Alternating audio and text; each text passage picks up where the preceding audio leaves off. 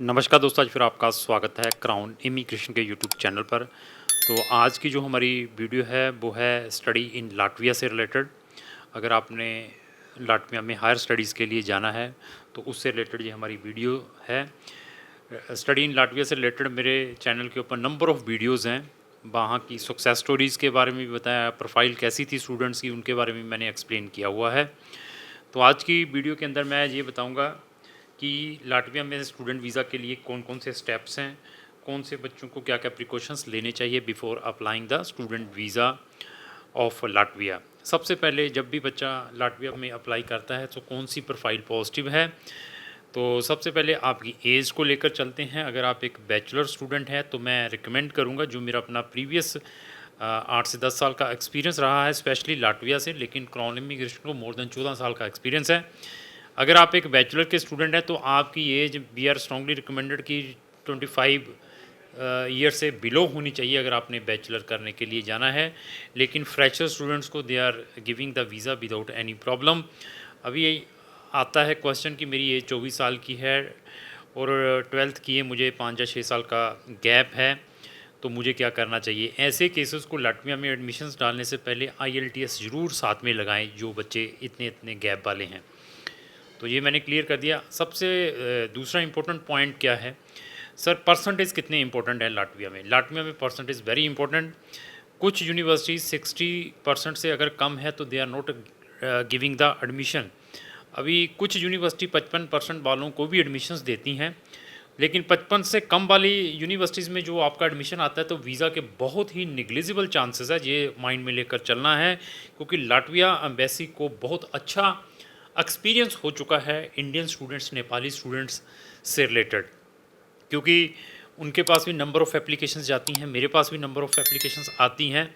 तो हमें मालूम है कि क्या प्रिकॉशंस लेने हैं। लाटविया एम्बेसी को भी मालूम है कि क्या प्रिकॉशंस लेने हैं, क्योंकि लाटविया एम्बेसी एक ऐसी एम्बेसी है जिसने हेलो वेरीफाई सिस्टम इंट्रोड्यूस किया हुआ है specially for international students, specially for Indian students के लिए। क्यों? क्योंकि लाटविया के अंदर बहुत सारे गलत एजेंट्स और स्टूडेंट्स ने फेक डॉक्यूमेंट लगाकर अपना वीज़ा लेने की कोशिश की है। लेकिन पिछले 4 या 5 साल से Latvia embassy they are very selective, they are checking each and every documents before issuing the student visa. ये तो मैंने क्लियर कर दिया, फेक डॉक्यूमेंटों को बिल्कुल नहीं लगाना है जब आपने लाटविया का वीज़ा अप्लाई करना है। एज के बारे में भी बता दिया, आपके परसेंटेज के बारे में भी बता दिया है। और ऑलवेज कोशिश करें, वी आर स्ट्रांगली रिकमेंडेड कि अप्लाई योर एडमिशन और वीज़ा विद IELTS ये लगाकर अप्लाई करें। लेकिन विदाउट IELTS भी बच्चों के एडमिशन्स और वीज़ा आते हैं अगर आपकी एकेडमिक अच्छी है, आपके कम्युनिकेशन स्किल्स अच्छे हैं। लाटविया में वही बच्चे अप्लाई करने की कोशिश करें जिनकी कम्युनिकेशन स्किल्स अच्छे हैं, जिनको इंग्लिश में कुछ आता जाता है। अदरवाइज़ ना तो आपका एडमिशन आएगा और ना ही लाटविया का आपको वीज़ा ग्रांट होगा, जिसमें आप अपने इम्पोर्टेंट टाइम और लाखों रुपए ख़राब कर सकते हैं। मैंने फिर बता दिया, केस लेने से पहले we are telling the truth कि आपके क्या चांसेस हैं। लाटविया में कुछ बच्चे इस सिस्टम से भी सफ़र हुए हैं, वहाँ से चलती फिरती यूनिवर्सिटीज़ में बच्चों के एडमिशन आ जाते हैं, लेकिन यहाँ से वीज़ा नहीं होता और आफ्टर वीज़ा रिफ्यूज़ल भी बच्चों के वहाँ से रिफ़ंड नहीं आते हैं। ऐसे भी मेरे पास नंबर ऑफ़ कंप्लेंट्स बच्चों की आती है, क्योंकि सोशल मीडिया होने के कारण, यूट्यूब चैनल होने के कारण बहुत सारे बच्चे जैसे वीडियोज़ आप देखते हैं वो भी देखते हैं, देखने के बाद हमें अप्रोच करते हैं। अगला क्वेश्चन क्या आता है कि सर फ़ंड कितने इंपॉर्टेंट है लाटविया के अंदर। फ़ंड भी बहुत इंपॉर्टेंट है, फ्रेश फंड भी है तो that is also acceptable, there is no any problem. But fund ज़रूर होने चाहिए आपके अकाउंट में। ये नहीं है कि फ़ंड बस डाल के स्टेटमेंट निकालिए, वो देयर इज़ नो एक्सेप्टेबल। अगर फ्रेश डाले हैं तो they will make the question on that. उस क्वेश्चन के क्या आंसर देने हैं वो कौन बता सकता है, जो आपका एक टेक्निकल पर्सन है जो लाटविया एम्बेसी को लंबे समय से डील करता आ रहा है। अभी आता है सोर्स ऑफ इनकम कितने इंपॉर्टेंट है। सोर्स ऑफ इनकम भी लाटविया एम्बेसी मांगती हैं।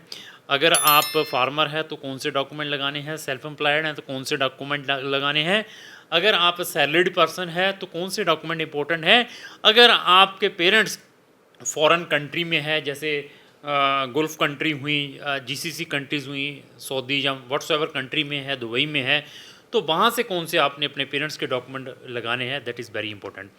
अभी क्वेश्चन आता है बच्चे का, सर मैं नेपाली स्टूडेंट हूँ, हम नंबर ऑफ़ नेपाली स्टूडेंट्स के भी वीज़ाज़ अप्लाई करते हैं, हमारे पास नेपाली स्टूडेंट भी है, श्रीलंकन भी है, क्या नेपाली स्टूडेंट की हेलो वेरीफाई होती है? नेपाली स्टूडेंट की हेलो वेरीफाई की रिक्वायरमेंट नहीं है, लेकिन डॉक्यूमेंट अपोस्टाइल होने ज़रूरी है।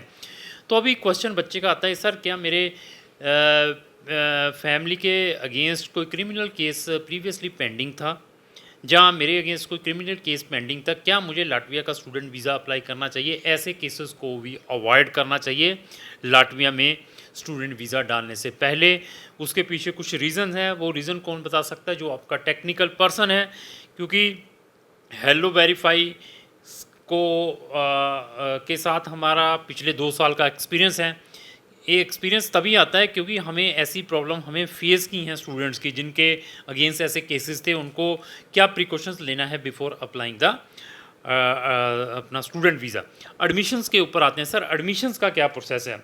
एडमिशन का 150 यूरो की फ़ीस है, नॉन रिफंडेबल, रिस्पेक्टिव यूनिवर्सिटीज़ में भेजनी पड़ती है बैचलर या मास्टर प्रोग्राम्स के लिए। तो वो जो यूनिवर्सिटीज़ हैं, they are giving the admissions on the basis of your profile.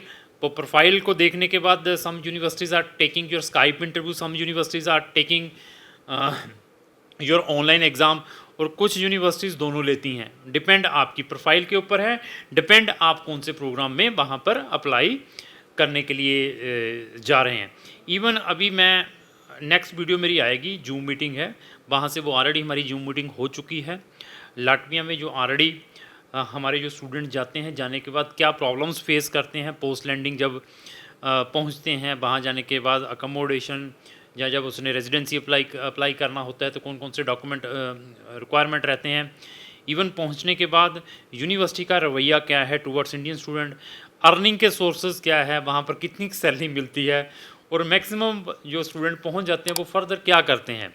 तो ऐसी जनरल डिस्कशन रहेगी मेरी जो नेक्स्ट जूम मीटिंग है। मेरे जो स्टूडेंट ऑलरेडी वहाँ पर पहुँचा हुआ है, वहाँ जाकर जो फेस करता है, तो उससे हम फीडबैक लेते हैं, और वो भी फीडबैक हम आप तक लेकर आएंगे जो मेरी नेक्स्ट वीडियो आएगी।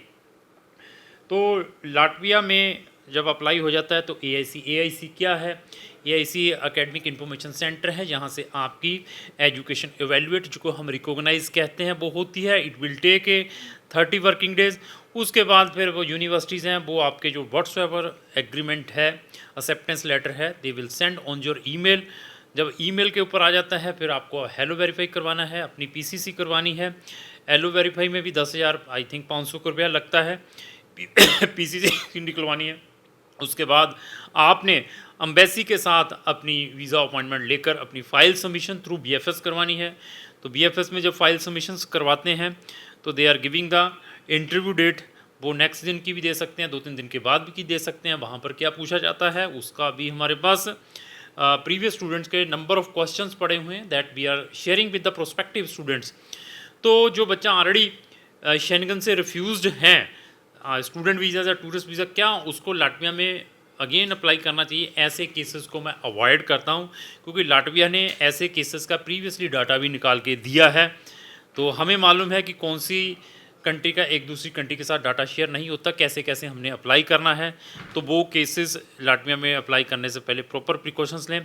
लाटविया का जो वीज़ा सक्सेस रेट है comparatively it is very good, there is no any problem. अगर आपकी प्रोफाइल अच्छी है, बड़े फास्ट भी हैं।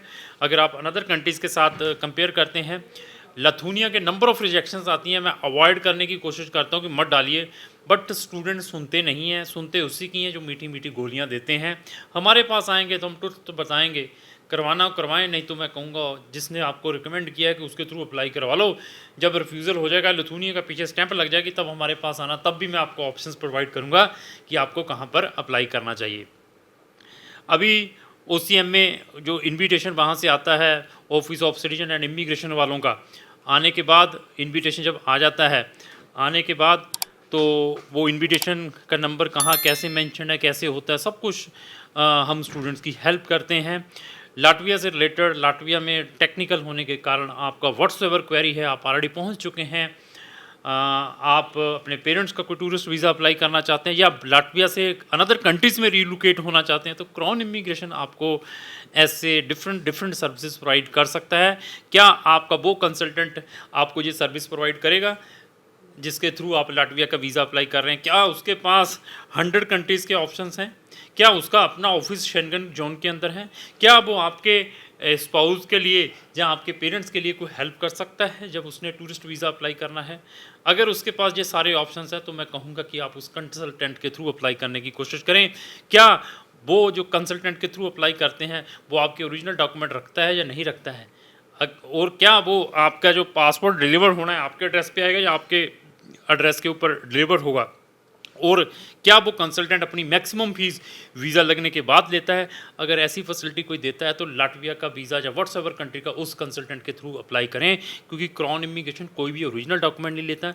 15,000 रुपये की हमारी रजिस्ट्रेशन फ़ीस है, उसी 15,000 की रजिस्ट्रेशन फ़ीस के ऊपर हम नंबर ऑफ़ कंट्रीज़ के आपको ऑप्शंस दे सकते हैं इन केस आपका वीज़ा भी अगर डिक्लाइन हो जाए तो। बट यहाँ पर ना तो गारंटी है ना वारंटी है, ये भी हम बता देते हैं, क्योंकि मेरा कोई भी रिलेटिव या मेरा कोई फ्रेंड या मेरे ब्रदर कोई लाटविया एम्बेसी में लगा नहीं हुआ है, क्योंकि जो वीज़ा है वो कंसल्टेंट और स्टूडेंट के कोऑर्डिनेशन से निकलना है। किसी भी कंट्री का है, आपका एक दूसरे से कोऑर्डिनेशन होना बहुत ज़रूरी है। लाटविया में जाने के बाद रिलोकेशंस के क्या क्या ऑप्शंस हैं और ऐसी ऐसी फैसिलिटी अगर आपका कंसल्टेंट दे सकता है तो उसके थ्रू अप्लाई करने की कोशिश करें। और जब भी किसी भी कंट्री में जाना है तो उसकी रिसर्च बिगिनिंग में करें, रिफ्यूज़ल आने के बाद ना करें। रिफ्यूज़ल आने के बाद करेंगे तो आप अपना टाइम और मनी वेस्ट करेंगे। तो अगर आपकी query related to any country है तो क्राउन इमिग्रेशन से संपर्क कर सकते हैं। क्राउन इमिग्रेशन के चैनल के ऊपर नंबर ऑफ वीडियोस अगर उनको भी देखना है ब्राउज करके देख सकते हैं। लास्ट में मेरी यही रिक्वेस्ट है, अगर आपको जो मेरी वीडियो अच्छी लगी उसको लाइक एंड शेयर करना ना भूलें। Thank you.